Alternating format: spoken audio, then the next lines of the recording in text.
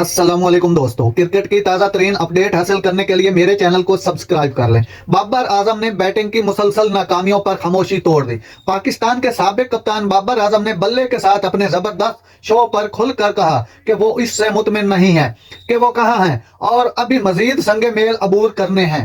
बाबर आजम ने अपनी बैटिंग की जिद्दोजहद पर तबसरा करते हुए कहा कि वो इससे मुतमिन नहीं है। बाबर ने ऑस्ट्रेलिया से पाकिस्तान की हालिया टेस्ट सीरीज में शिकस्त पर भी गौर किया। पाकिस्तान के साबिक कप्तान बाबर आजम ने बिल आखिर जारी बांग्लादेश प्रीमियर लीग BPL 2023-24 के मौका पर बल्ले के साथ अपनी हालिया बल्लेबाजी की जिद्दोजहद के बारे में खुलकर बात की। उन्होंने 4 इनिंग्स 52.33 की औसत से और 112.95 की स्ट्राइक रेट से 157 रन बना रखे हैं।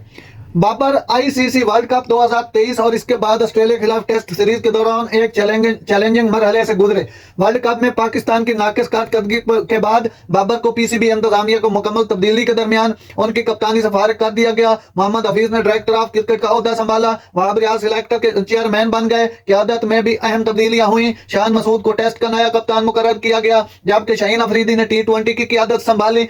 बाबर ने 1000 से ज्यादा रन बनाए। 2023 में वनडे वर्ल्ड कप में सिर्फ 320 रन बना सके। न्यूजीलैंड के खिलाफ T20 सीरीज में भी उनकी कारकर्दगी जबरदस्त रही, लेकिन अभी वो कहते हैं मैं मुतमिन नहीं हूं। नाज़रीन, ऐसी बर वक्त खबरें सुनने के लिए